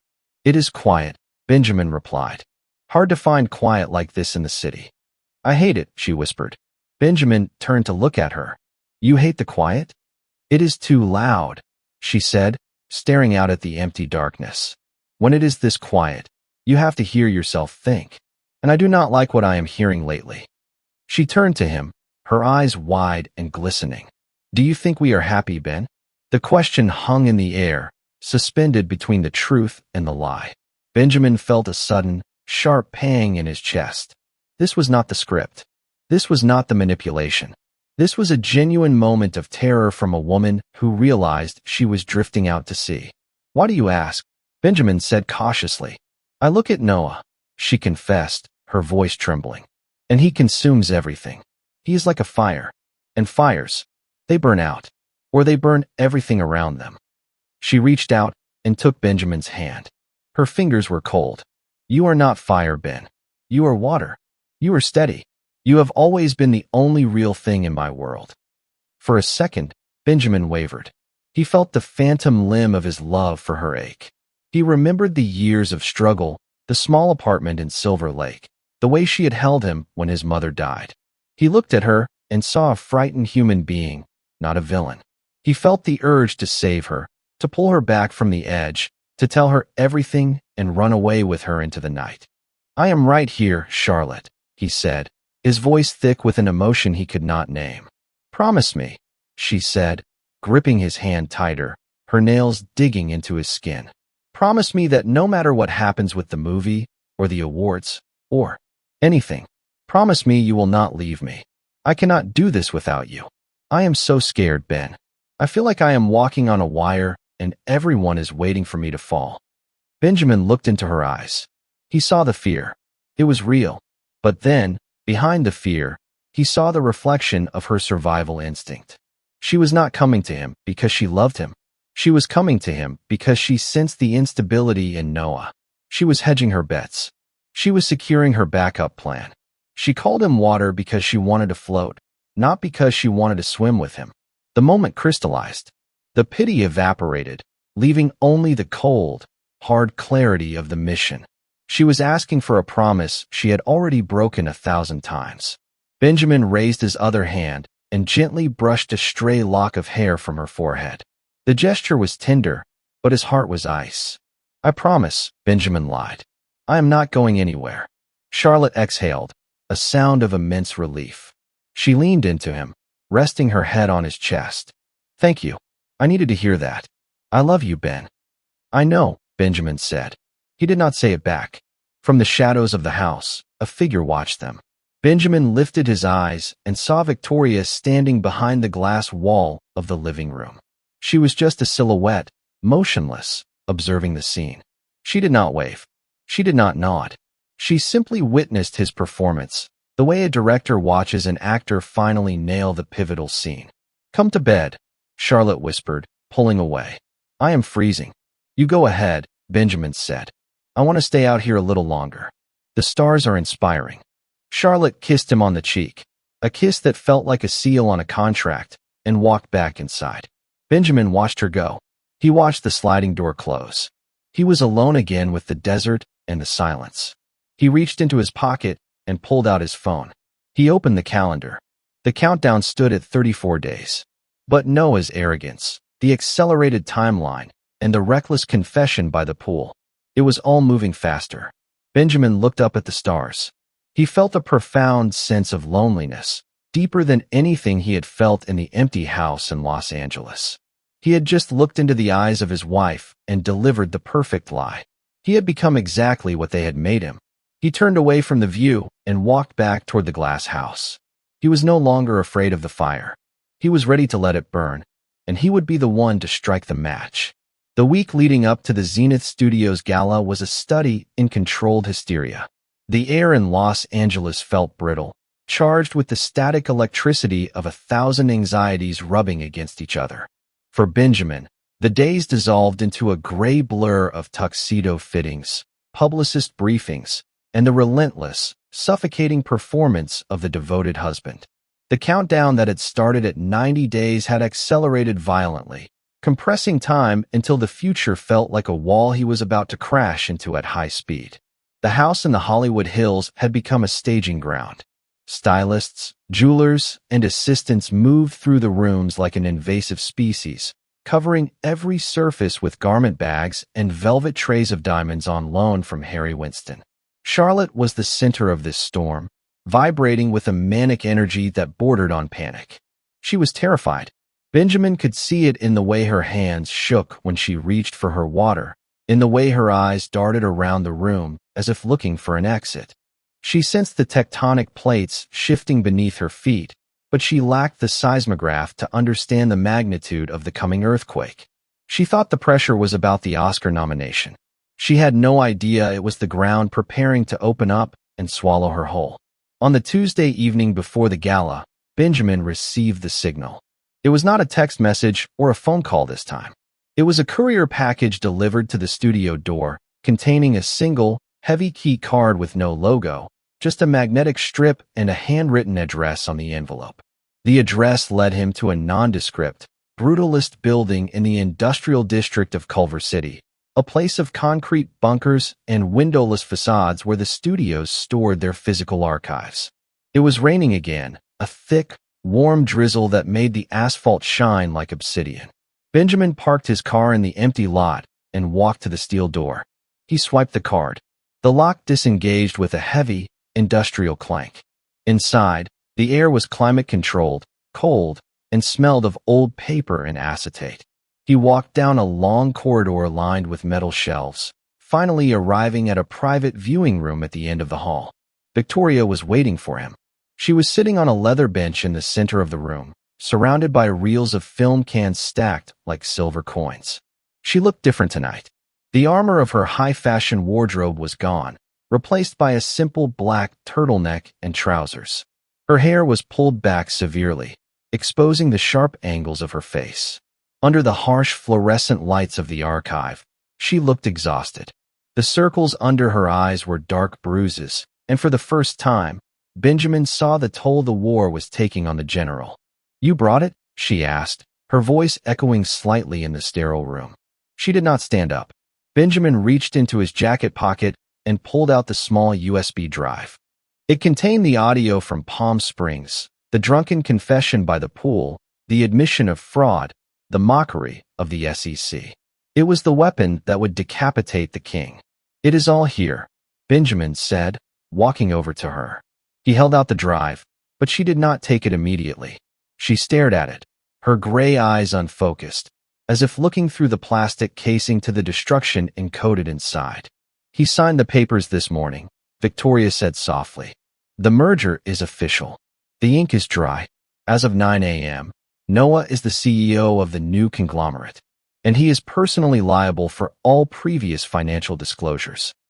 "Then we have won," Benjamin said. The words tasted like ash. He expected to feel a surge of triumph, a rush of vindication. Instead, he felt a profound, cavernous emptiness. "We have won," Victoria repeated, finally reaching out to take the drive. Her fingers brushed against his. Her skin was ice cold. "Now we just have to detonate it." She slotted the drive into a laptop sitting on the bench beside her. She clicked a file. Noah's voice filled the room, amplified by the high-quality speakers used for film screenings. "Safe is for people who fly economy. The strong eat, the weak serve." Victoria listened to her husband's voice with a terrifying stillness. She did not blink. She did not grimace. She simply absorbed the sound of his arrogance, letting it fuel the cold fusion reactor in her chest. When the recording ended, she closed the laptop with a snap. "Friday night," she said. "The gala. We will release the audio to the board of directors and the press simultaneously at 8 p.m., just as he takes the stage to make his victory speech. By 8:05 p.m., the stock will be in freefall. By 8:10 p.m., security will be escorting him out of the building. And Charlotte? Benjamin asked. Charlotte will be standing next to him, Victoria said, looking up at Benjamin. She will be wearing a custom Dior gown. The cameras will be on her face when the news breaks. She will be immortalized as the face of the scandal. Her career will not survive the association. The brand deals will evaporate. The Oscar campaign will die in the water. Benjamin leaned against a stack of film canisters. He felt a wave of nausea. He hated Charlotte for what she had done, for the betrayal, for the years of lies. But the sheer scale of this violence, the total, systematic annihilation of a human being, made him shiver. It is brutal, Benjamin whispered. It is justice, Victoria countered, her voice hardening. She stood up and walked toward him, stopping only inches away. The scent of her expensive, cold perfume mixed with the smell of the old film. Do not tell me you are getting cold feet, Benjamin. Not now. Not when we are this close. I am not cold, Benjamin said, meeting her gaze. I am numb. There is a difference. Victoria studied his face, searching for weakness. Then, her expression softened, just a fraction. A crack in the ice. I know, she said. Her voice dropped to a murmur, intimate and rare. I feel it too. It is like being hollowed out. You spend so much time digging the grave that you forget you have to climb out of it when you are done. She reached out and adjusted the lapel of his rain-soaked jacket. Her hand lingered there, resting over his heart. For a moment, the space between them vanished. They were two conspirators standing in a vault of dead stories, bound together by a secret that had consumed them both. Benjamin looked at her, really looked at her, and saw the mirror image of his own pain. She was not a monster. She was a woman who had loved a man enough to let him destroy her, and then found the strength to destroy him back. The air in the room grew heavy, charged with a strange, dark magnetism. It would have been easy to kiss her. It would have been a kiss born not of romance, but of mutual survival, a way to prove that they were still alive, still capable of feeling something other than hate. Benjamin saw the question in her eyes. He saw her breath hitch, but he did not move, and neither did she. To cross that line would be to become like Noah and Charlotte. It would be a betrayal of their own suffering. Victoria slowly lowered her hand. She stepped back, the mask sliding back into place. Go home, Benjamin, she said, her voice regaining its steel. Go home to your wife. Play the part for 3 more days. And on Friday, wear something black. It is going to be a funeral. Benjamin nodded. He turned and walked out of the archive room, down the long corridor of metal shelves, and back out into the rain. The drive back to the Hollywood Hills was a fugue state. When he arrived at the house, it was dark. The stylist had gone. Charlotte was in the living room, sitting on the floor surrounded by potential shoe options for the gala. She was holding a glass of wine, staring blankly at the unlit fireplace. She looked up when he entered. Her face was pale, stripped of the day's bravado. Ben, she asked, her voice small. Where did you go? I woke up and the bed was empty. I had to clear my head, Benjamin said, hanging his wet coat by the door. I went for a drive. In the rain? It helps me think. Charlotte scrambled to her feet and ran to him. She threw her arms around his neck, burying her face in his chest. She was shaking. I have a bad feeling, Ben, she sobbed. I cannot shake it. I feel like something terrible is about to happen. Noah is not answering my texts. The publicist is acting strange. Is it just nerves? Tell me it is just nerves. Benjamin stood there, his arms hanging limp at his sides. He felt the vibration of her fear against his body.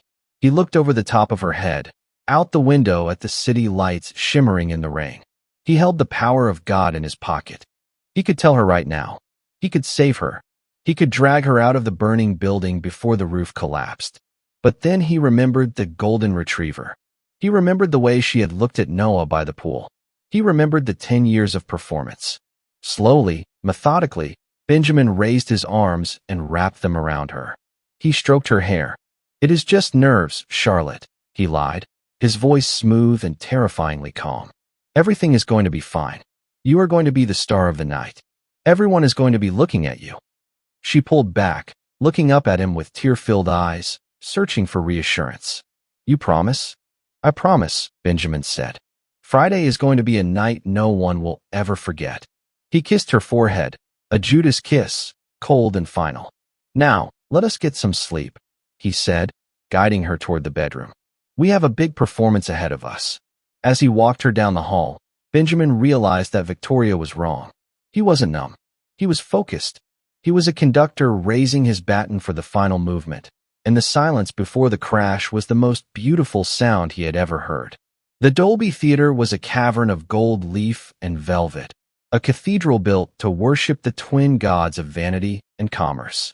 On the night of the Zenith Studios gala, the air inside was so thick with self-congratulation that it felt difficult to breathe. Benjamin stood near the edge of the ballroom, holding a flute of champagne that had gone warm in his hand. He was wearing a tuxedo of midnight blue, tailored to conceal the fact that he had lost 10 pounds in the last 90 days. Beside him, Charlotte was a vision in custom Dior, a column of white silk that shimmered under the chandeliers. She was smiling, waving, and tilting her head for the roaming photographers, but Benjamin could feel the tremors running through her arm where she gripped his bicep. Her fingernails were digging into his skin, sharp little anchors trying to keep her from drifting away. "They love you," Benjamin whispered, leaning close to her ear. It was the final line of his performance. "Do they?" Charlotte murmured back, her smile never wavering, her eyes darting around the room. "I feel like they are waiting for me to trip." "Just keep walking," Benjamin said. "Do not look down." At the center of the room, on a raised dais, Noah Thorne held court.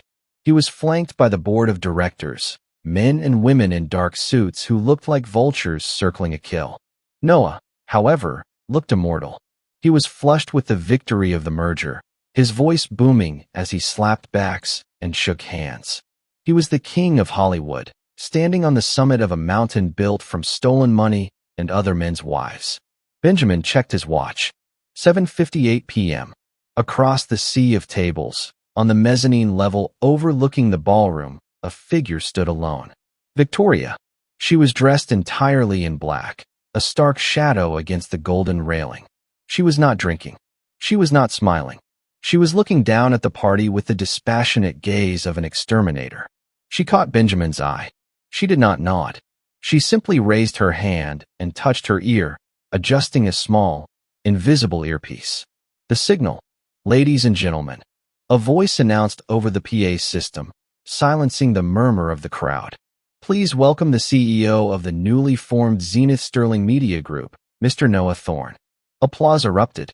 It was polite, rhythmic, and mandatory. Noah stepped up to the podium, basking in the spotlight. He adjusted the microphone, beaming out at the faces of the people he believed he owned. "Thank you," Noah said, his voice rich with false humility. "Tonight is not just a celebration of a merger. It is a celebration of integrity. It is a celebration of vision. When I started this journey." 8 p.m. Benjamin felt a vibration in his pocket. Then another. Then a ripple of sound moved through the room, distinct from the applause. It was the sound of 1,000 notifications arriving at once, a digital chime, a buzz, a ping, cascading across the ballroom like a wave of locusts. Noah continued speaking, oblivious. "We built this company on the foundation of trust, on the belief that if you create something true, the world will follow." In the front row, a studio executive looked at his phone. His eyebrows shot up. He nudged the woman next to him. She looked at her phone. Her hand flew to her mouth. The ripple turned into a murmur. The murmur turned into a low, confused roar. People were no longer looking at the stage. They were looking at their screens, their faces illuminated by the harsh blue light of the scandal. Benjamin did not look at his phone. He knew exactly what they were seeing. A file had just been dropped to every major news outlet, every shareholder, and every gossip blog in the hemisphere. It was the recording from the pool in Palm Springs. Noah's voice, slurred and arrogant, admitting to the offshore accounts, admitting to the fraud, laughing at the SEC, and explicitly detailing how he was using the merger to bury his debt. On stage, Noah faltered. He sensed the shift in the room's energy. The applause had died. replaced by a strange, hostile whispering. Is there a problem? Noah asked, a nervous chuckle escaping him. Suddenly, the side doors of the ballroom burst open. It was not the dramatic entrance of a movie SWAT team, but the terrifyingly quiet arrival of 6 men in dark suits. They wore federal badges on their lanyards. The FBI. The room went silent. A pin-drop silence. The lead agent walked up the stairs to the stage. He did not run. He walked with the heavy, inevitable pace of consequence.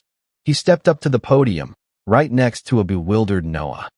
Noah Thorne, the agent said, his voice captured by the microphone, booming through the speakers for everyone to hear. I have a warrant for your arrest for securities fraud, embezzlement, and racketeering. Noah's face went white. This is a mistake. Do you know who I am? Get off my stage. Turn around and place your hands behind your back, the agent said, unclipping a pair of handcuffs. The flashbulbs began to pop. Not the polite, staged flashes of the red carpet, but a frenzied, chaotic storm of lightning. Every camera in the room was trained on the stage. They captured the exact moment the king fell. They captured the shock, the denial, and the humiliation as Noah was spun around and cuffed in front of the entire industry. Benjamin stood still in the chaos. He felt a hand grip his arm, so hard it bruised. Ben, Charlotte whispered, her voice a strangled gasp. Ben, what is happening? What did he do? She was looking at the stage, her eyes wide with terror. Then, a woman at the next table, a rival actress who had lost the role to Charlotte, turned around. She held up her phone, displaying the headline that was already trending worldwide. The Zenith papers, leaked audio reveals fraud and affair. Below the headline was a photo. It was not of Noah. It was a grainy, high-contrast photo taken from a security camera showing Noah and Charlotte entering the house in the Palisades. The caption read, CEO Noah Thorne and actress Charlotte Vance implicated in money laundering scheme. Charlotte stared at the phone. She made a sound like a wounded animal, a high, thin keen that was lost in the noise of the room. She looked up at Benjamin. She looked into his eyes, searching for the confusion, the shock, the solidarity she expected to find there. She found nothing. Benjamin was looking at her with a calm, terrifying clarity. He was not surprised.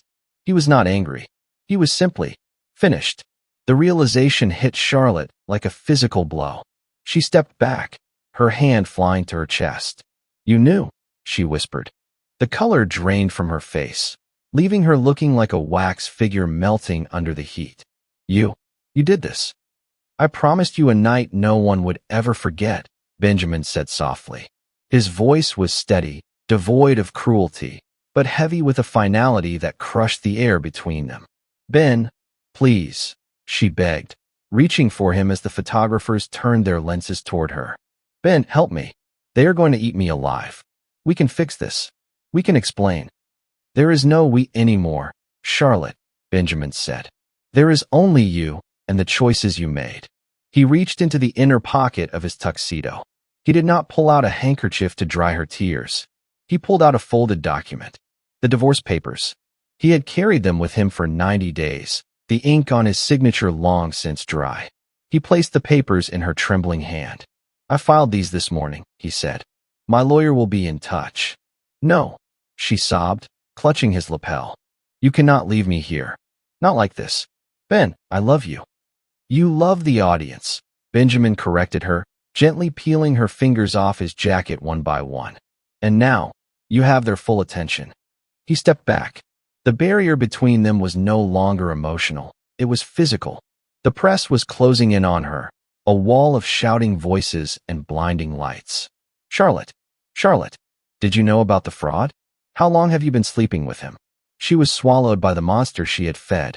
She looked back at him one last time, her face a mask of absolute despair, a silent scream for a savior who was walking away. Benjamin turned his back on her. He walked through the crowd, which parted for him like the Red Sea. They looked at him with a mixture of pity and fear, sensing that he was the only person in the room who knew exactly where the bodies were buried. He looked up at the mezzanine. Victoria was still there. She was watching the arrest on the stage, watching the destruction of her husband's life with a stoic satisfaction. Then, she looked down at Benjamin. They locked eyes across the chaos. There was no smile, no wave, no victory lap, just a long, silent acknowledgement of the wreckage they had created. They were the survivors of a plane crash, alive but forever changed by what they had done to stay that way. Benjamin walked out of the ballroom doors and into the cool night air of Hollywood Boulevard. The sirens were wailing in the distance, coming for Noah. The screams of the paparazzi were muffled behind the heavy glass doors. He stood on the sidewalk, loosening his tie. He took a deep breath. The air smelled of exhaust and rain, but for the first time in 3 months, it tasted clean. He reached into his pocket and took out his phone. He deleted the recordings. He deleted the tracking apps. He deleted the calendar with the countdown. It was over. The music had stopped. The applause had died. And Benjamin was finally, terrifyingly, free. The fog in Big Sur was different from the smog in Los Angeles. It was clean, cold, and smelled of salt and ancient redwood trees. It rolled off the Pacific Ocean in thick, white waves, swallowing the cliffs and the small, cedar-shingled cabin where Benjamin had been living for the past 6 weeks. There was no cell service here unless he hiked up to the ridge, which he rarely did. There were no paparazzi, no red carpets, and no curated silences. There was only the sound of the waves crashing against the rocks below, a relentless, chaotic rhythm that did not care about box office numbers or scandal. Benjamin sat on the deck, wrapped in a heavy wool sweater, holding a mug of tea that had long since gone cold. On the rustic wooden table in front of him lay a newspaper, days old, which he had picked up during his weekly drive into town for groceries. The headline was below the fold, no longer the lead story, but still present, like a lingering bruise. Thorne's sentencing set for June. The ex-wife of CEO to testify. There was a smaller photo of Charlotte. She looked gaunt, hiding behind dark glasses, entering a courthouse in Burbank. The article mentioned that she was being sued by 3 different production companies for breach of contract and that her assets were frozen pending the investigation into the funds Noah had funneled through her accounts. Benjamin looked at the photo and felt a strange sensation. It was not joy. It was not even pity. It was the feeling of looking at an old injury that had finally scarred over. The skin was tight, slightly numb, but it no longer bled. He folded the newspaper and set it aside, weighing it down with a stone to keep the wind from taking it. He heard the sound of a car engine struggling up the gravel switchbacks of his driveway. He did not stiffen. He did not panic. He had been expecting this visit, in a way. He knew that unfinished business had a way of finding you, even at the edge of the world. A black Range Rover emerged from the mist, its polished exterior looking out of place against the wild, overgrown landscape. It parked next to Benjamin's battered pickup truck. The door opened, and Victoria stepped out. She was dressed for the city, a sharp trench coat, leather boots, and that immutable air of command, but she looked different. The tightness around her eyes had loosened. The predator was no longer hunting, it was digesting. She walked up the wooden steps of the deck, the heels of her boots thudding softly. She stopped a few feet away from him, looking out at the gray expanse of the ocean. "You are not easy to find," Victoria said. Her voice was carried away by the wind, softer than he remembered. "That was the point," Benjamin replied. He did not stand up. He gestured to the empty chair across from him. "Coffee? It is instant, I am afraid. No espresso machine." "I am fine," she said, sitting down. She crossed her legs and studied him. "You look weathered, Benjamin." "I feel human," he said. "It is a nice change." They sat in silence for a moment, listening to the roar of the surf. It was a comfortable silence, born of the dark trench they had shared. They were the only 2 people on Earth who knew the full architecture of the demolition. "Noah plea-bargained yesterday," Victoria said, looking at the horizon. "He is giving up everyone, his bankers, his board members, even his own brother, in exchange for a reduced sentence in a minimum security facility. He will still do 10 years, but he will survive." "And the company?" "Mine," she said simply. "Rebranded, restructured, sanitized. I purged the board this morning. I am the chairwoman now." Benjamin nodded. He had never doubted her victory. She was a grandmaster playing against children. And Charlotte? Benjamin asked. He had to ask. Victoria hesitated, her gaze flickering to the folded newspaper on the table. She is resilient. She is selling the story rights to a streaming service. The victim of a monster, that is the angle. She will play the naive artist who was manipulated by a powerful man. The public will eventually forgive her. They always do, if the performance is convincing enough. She is good at performing, Benjamin said, looking at his hands. Better than I gave her credit for. She asked about you, Victoria added. She wanted to know if I knew where you were. What did you tell her? I told her you were gone, Victoria said. That the Benjamin she knew did not exist anymore. You were telling the truth, Benjamin said. Victoria reached into her bag. The movement was slow, deliberate. She pulled out an envelope. It was the same cream-colored stationery she had placed on his piano 3 months ago, the night the rain had started. She placed it on the table between them. You never cashed it, she said. Benjamin looked at the envelope. Inside was the check for $100 million. It was enough money to buy this coastline. It was enough money to never work again, to disappear into a life of hedonistic comfort. It was the price of his dignity, the wage for his silence. I tried to, Benjamin said. I went to the bank the day after the gala. I stood in the lobby with the check in my pocket. I looked at the teller, and all I could think about was the sound of Noah's voice calling me a dog. All I could think about was the way Charlotte looked at me when I handed her the papers. He reached out and picked up the envelope. It felt light, insignificant. If I take this, Benjamin said, looking at Victoria, then I am just another employee. I am just another person you bought. And everything I did, the lying, the recording, the destruction, it becomes a transaction. He looked her in the eye. I did not do it for the money, Victoria. I did it because I needed to know if I was strong enough to break my own heart before they did it for me. Victoria watched him, her expression unreadable. For the first time, she looked impressed. Not the condescending approval she had shown him during their conspiracy, but genuine respect. So what? You were just going to walk away? She asked. From $100 million? That is a lot of righteous indignation, Benjamin. It is not indignation, Benjamin said. It is severance. He took the envelope in both hands and tore it in half. The sound of the ripping paper was sharp, final. He put the halves together and tore them again and again until the check was nothing but confetti. He stood up and walked to the railing of the deck. He opened his hands. The wind caught the pieces of paper, swirling them up into the mist, carrying them out over the cliff edge to join the white foam of the ocean below. Victoria watched them go. She remained seated, her hands folded in her lap. You are a fool, she said softly, though there was no bite in the words. Maybe, Benjamin said, turning back to her. But I am a free fool, and that is worth more than a seat at the table. Victoria stood up. She adjusted her coat, buttoning it against the damp chill. She walked over to him and stood close, looking up into his face. For a moment, Benjamin thought she might touch him, perhaps bridge the gap that had always existed between them. But she did not. She was a creature of boundaries, and he had just drawn a line she could not cross. I suppose this is goodbye then, she said. I suppose it is, Benjamin replied.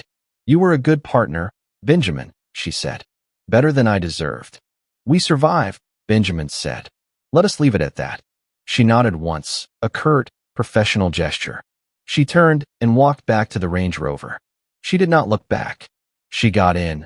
The engine roared to life, and the car disappeared into the fog, leaving only the smell of exhaust and the silence. Benjamin stood alone on the deck. He felt a profound lightness, a lack of gravity. The weight of the anger, the jealousy, the shame, and the money, it was all gone. He walked back inside the small cabin. In the corner, there was an upright piano he had rented from a music shop in Monterey. It was old, slightly out of tune, and the keys were yellowed with age. He sat down on the bench. He placed his hands on the keys. For months, every note he had played had been a lie, a performance for an audience of two. But now, there was no audience. There was no script. There was no deadline. He closed his eyes and listened to the wind rattling the window panes. He listened to the distant cry of a hawk. He listened to the beating of his own heart, steady and calm. He pressed a single key, middle C. The note rang out, clear and honest. He pressed another, and then another. Benjamin began to play. It was not a symphony. It was not a film score. It was a simple, quiet melody, stripped of all orchestration and artifice. It was a song for the fog and the trees, and the man who had walked through the fire and come out the other side with nothing in his pockets but his own soul. For the first time in 90 days, the music was real, and it was enough.